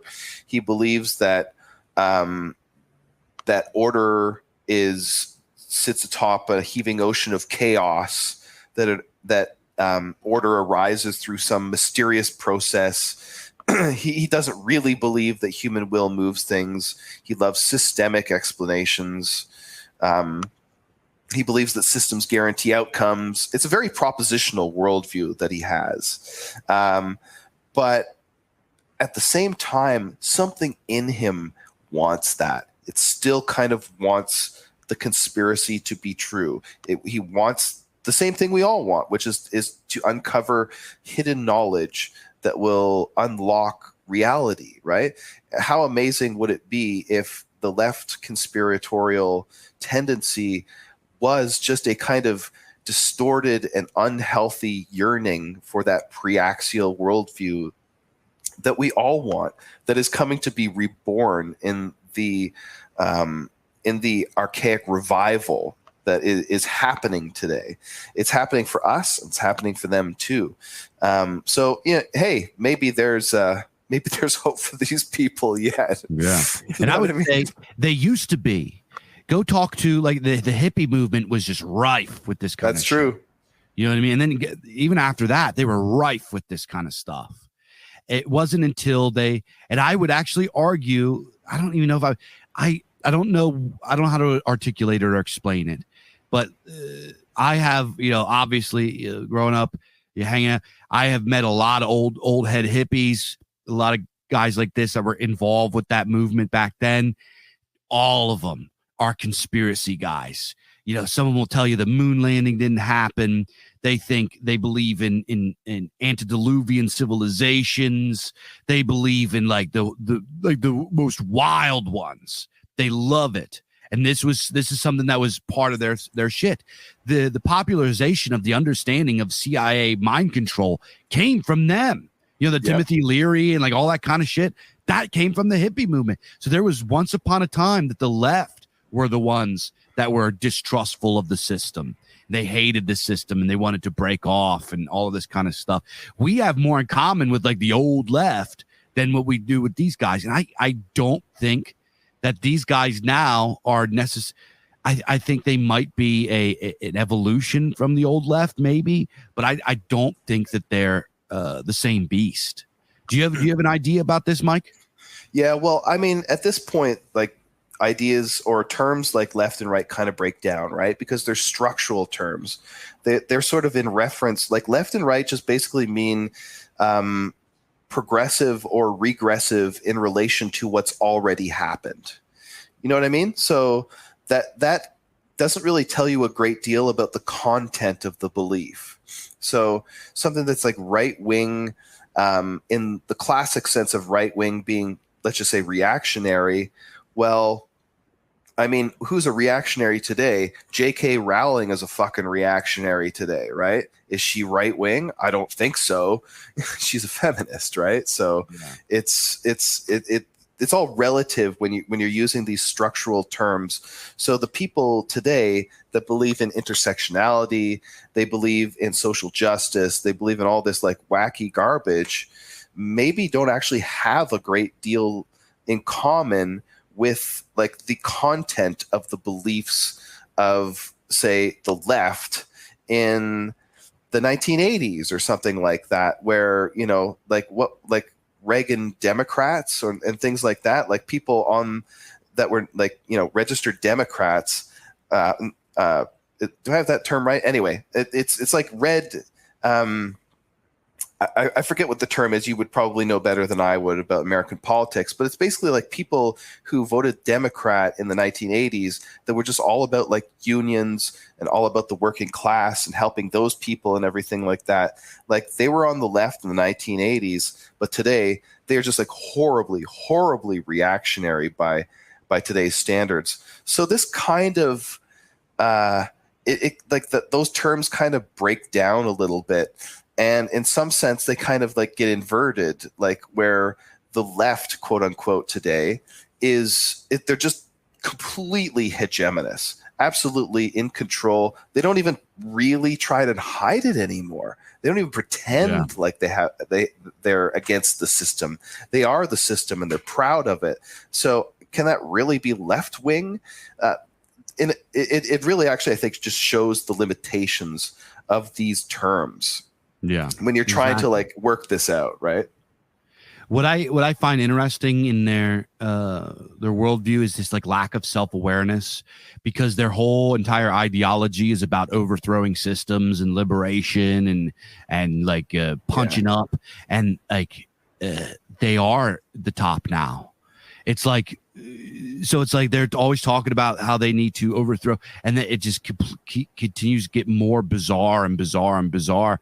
And like this talking about most regular dude. Go look at this, for example, this latest like terror attack or whatever that I don't know if he was Indian or Hispanic, whatever, drove that U-Haul into that fence, and they found a Nazi flag supposedly or something like that. Yeah. I remember. Like they're trying to shoehorn this in as like white supremacy. Like this random like Mexican guy just like did this crazy thing, and they're like, this is a clear example of white supremacy. It's like, dude, you guys are the supremacy. Liberalism is the supremacy. You know what I mean? Like they have to create these abstractions, these like specters to punch at, and it's really fascinating to watch them. And this is their conspiracies, right? White supremacy, patriarchy. Well, patriarchy is a real thing, but it's a good thing. But they kind of create this caricature of this, and the fact that they are sitting at the top of the seat of power, like saying that they're overthrowing these things that supposedly oppress them, is just bizarre. It's so detached from reality.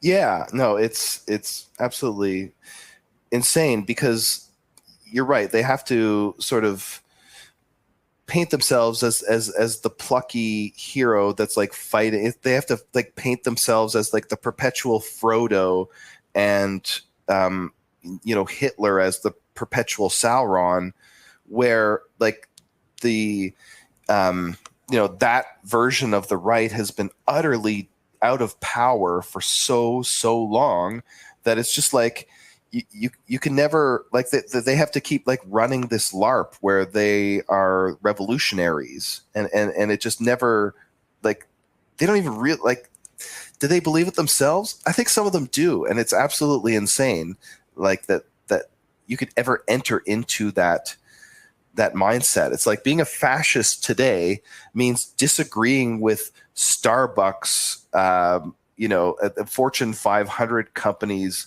HR policies. That's fascism today? Like, give me a fucking break. Like, what kind of, it doesn't make any sense, like the way that these people think.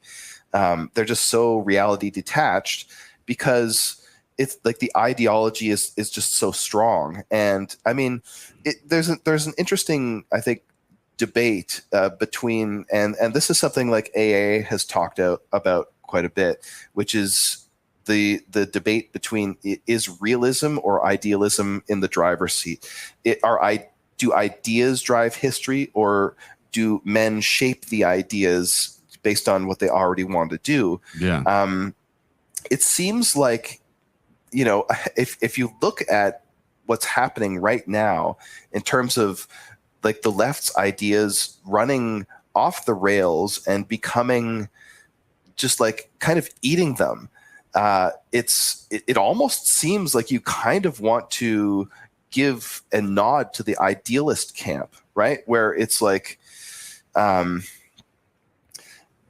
they're having a lot of trouble. Like I just read an article recently that one of our guys posted about how Jews are disappearing from the public square, right? They're disappearing from the Ivy Leagues because the entry requirements, they don't meet those requirements. They're just not diverse enough, right? They're too white presenting and everything like that.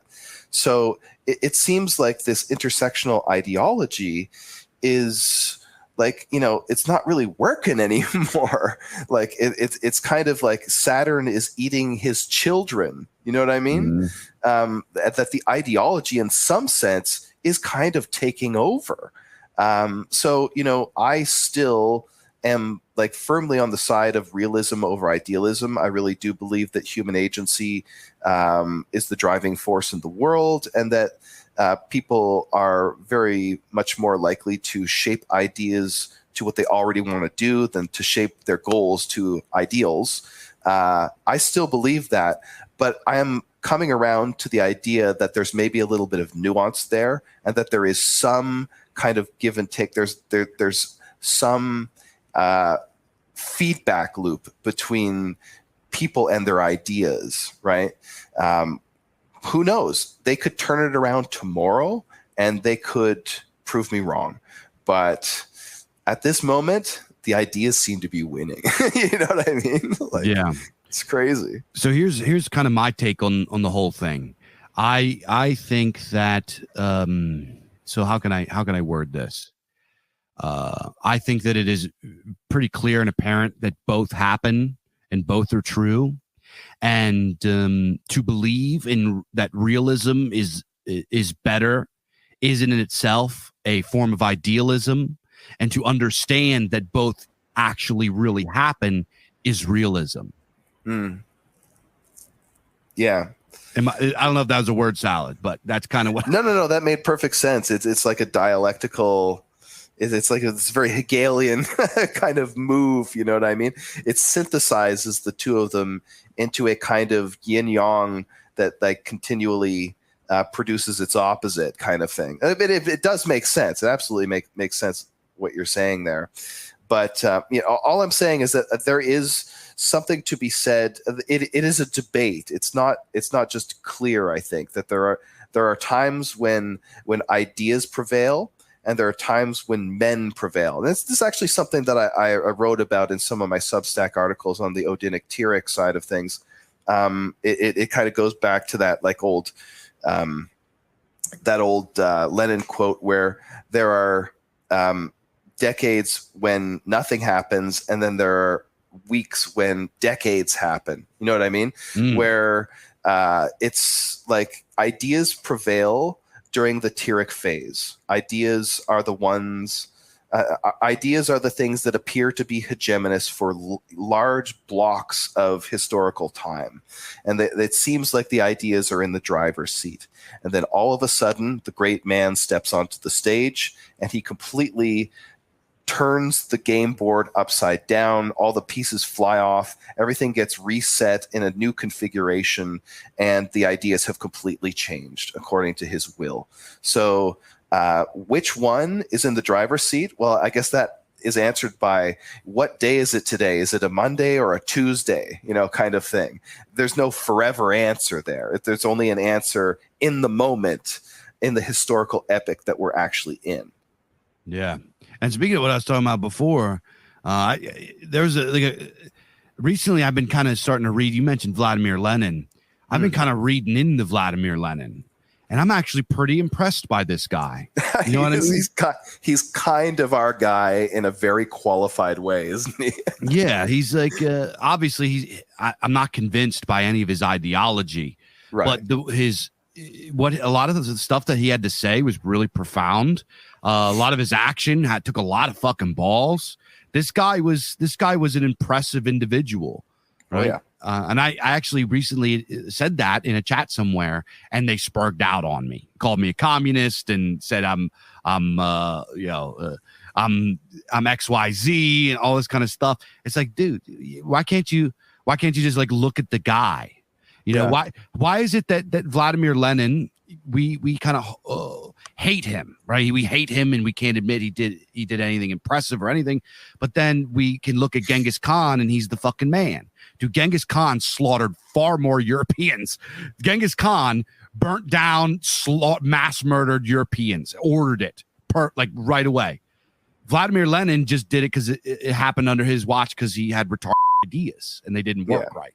You know what I mean? He killed a lot of people and he did a lot of evil shit, but it is what it is. You know what I mean? So why is it that Genghis Khan is the man and Vladimir Lenin is like an evil piece of shit? We can't even admit that he was an impressive individual. Yeah, well, it's interesting that you mentioned that, because you're going to be very excited about a release that's going to come later this year from Imperium Press. That's all I'll say about that. Just a little foreshadowing for us. But Lenin was an impressive individual, impressive as an organizer, impressive as a man who could, a speaker, as a man who could galvanize men into action, as a man of action himself. Not so much as a thinker, I would say, certainly not as a theorist, but he's like an embarrassed elitist, which is hilarious. I find it so funny, everything about him. Yeah, I mean, he's a very serious guy and a very formidable human being, but it's hilarious that he was just basically like, he was such a Marxist, and Marxism being this like ideology that's all about impersonal forces and systems running everything, basically, that Lenin was just such a Marxist, like such an impatient Marxist, that he's like, guys, we can accelerate this thing. We can make this thing happen like tomorrow. And he did. And in doing so, he just completely proved elite theory and disproved Marxism. His whole career arc is a total self-pwn. It's fucking hilarious.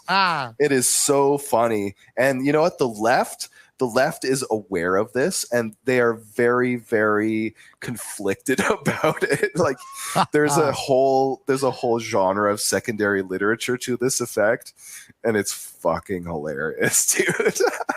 Kind of based, actually. Kind of based. It is based.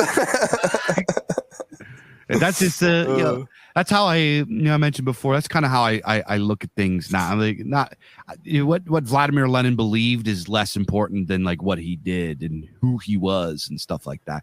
And this goes for every important figure in history, regardless of whether or not they were good for us or bad for us, or whether or not we agree with them or not agree. I think it's important that we look at them as their what their impact really was, the fact that they did impact the world. You know what I mean? I don't know. Sure. The impact is so important, right? It's like, what did the guy end up, what was his effect on the world, on history? I don't give a fuck what he believed. What I care about is what he did, right? And I'm not saying that, like, Lenin was a nice guy, or that like he did a lot of based stuff or whatever, but a lot of what happened through him, as I would say, as a working of the divine agency in the world. He was an instrument of the gods to produce an outcome that he would have fucking hated, right? And like, what I mean specifically is that Lenin, as the agent of change that inaugurated communism, eventually led to Stalinism, which was itself actually quite a conservative in its own way of life and outlook on the world. And I mean, Stalin was no social justice warrior at all, right? Like he like any of these like social justice fucking f***s that exists today, somehow by some accident, would have been they would have been put into a gulag under Stalin. Every single fucking one of them, right? And what Stalin did, because Lenin was able to do what he did, is he essentially stabilized Russian society, rather than having this tottering and weak czar that had been sort of, the czarship had not been strong for a very, very long time in Russia. And what Lenin did by sort of raising it to the ground, he allowed Stalin to come in and basically to put things onto a solid footing and actually, like, run the show. Even if he's not perfect, even if he believed a lot of fucking garbage, he was able to like actually come in as a competent sovereign, as a real king, and stabilize the system to where it could actually kind of go back to being a little bit conservative. And they were, like, the communists were fairly socially conservative after Lenin died and Stalin came in. And what happened there? Well, of course, you got the what we should call let's call it the permafrost of communism under the Iron Curtain that blocked off the encroachment of liberalism that basically bought all of these Eastern Bloc societies a few extra decades of sanity that they wouldn't have had liberalism colonized Tsarist Russia. They would have gotten gay bullshit much, much sooner than they did. That's what Lenin's final legacy is. Well, maybe not his final legacy. That's the legacy that he's left us today in Russia. And for that, I think Russians can actually be thankful, if you know what I mean. Damn. So in the end, Vladimir Lenin is our guy. And also, I would. There's I'm not sure who said it. I'm sure probably tons of people said various things. But the thing about you could judge a man by the quality of his enemies. You know, how blessed would you be to have a guy like Vladimir Lenin as your enemy? Or like, you know what I mean? Or any of these like great guys. And I'm not, I'm just using him as an example. A lot of times I take this personally when if I'm on something and the people that are kind of opposing me are low quality, I'm like, I need to up my game. The fact that these people are even like understanding what I'm talking about or whatever that means that my position is not of high enough quality. You know what I mean? So it kind of if your enemy is just like a bunch of like loony trannies and like low IQ retards and like all this kind of stuff, then maybe it's time to elevate what you're talking about and what your position is. Because when you are at a point that your enemies are of high quality and actually formidable and actually people that wield power, then you know that you're in territory where you're actually a real threat or a real person of consequence. You know what I mean? That's kind of far off about what we're talking about with conspiracies, but I just want to throw that out there. Yeah, no, I fully agree with that. It's it's gratifying to know that that the tranny woke brigade mostly avoids Imperium Press, because I think that they just don't understand a lot of the shit that we put out because it's too highbrow for them, and they're just spiteful mutants that are 90 IQ in the first place anyway. So but yeah, here's my skillful pivot back to the conspiratorial thing. Now that I've come out and I've endorsed Lenin, I've endorsed Stalin. I will await all of the schizo posting from Thultide on Telegram. so we'll be hearing. Yeah, I don't want to gossip, but who is Thultide? Like I see their posts and everything. I've never heard of them before Telegram. I really don't know. I like you. I'm not going to get into like scene drama. It's gay as fuck. Thultide is like, I saw him on Twitter before I got onto Telegram. I didn't really know who he was. He kind of counter signaled that article I put out on Substack that the third world is going to cop it one. He didn't like the tone where I was basically saying that like liberalism is a smallpox blanket that we're giving to the third world.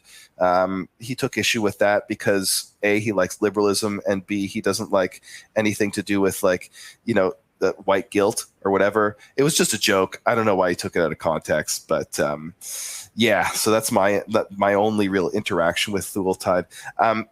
He's like the arch nemesis of the people who don't like conspiracy theories.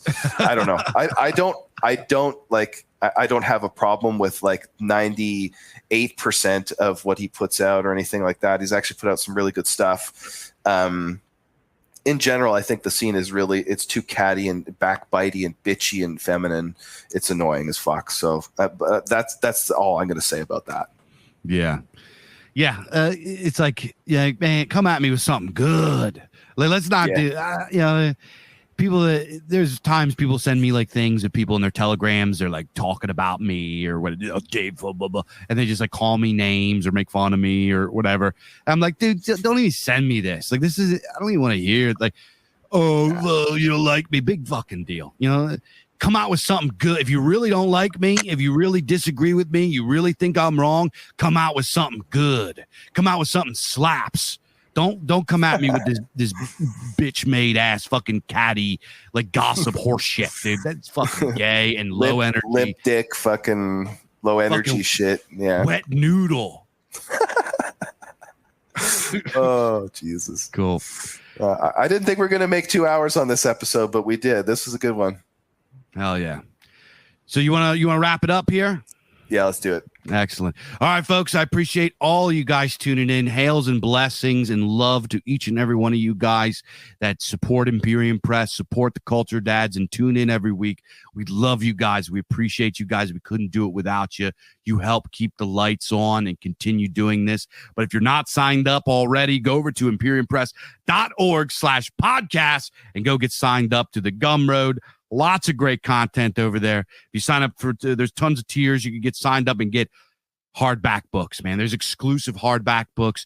I have hardback of Poetic Edda. I have a hardback of Beowulf. I have it, dude. These books rule. They have foreverness, which is exactly what we want to give Imperium Press as they continue their journey, their destiny to become the institution that we need when they help save the Western canon from those who want to erase it. Guys, get signed up if you're not already. If you want to check out what I'm doing, go over to thebizarchives.com and go check out some cool books. Follow us on Twitter and Telegram at The Bizarchives and buy my book that just dropped. I got the Weird Works Cartel.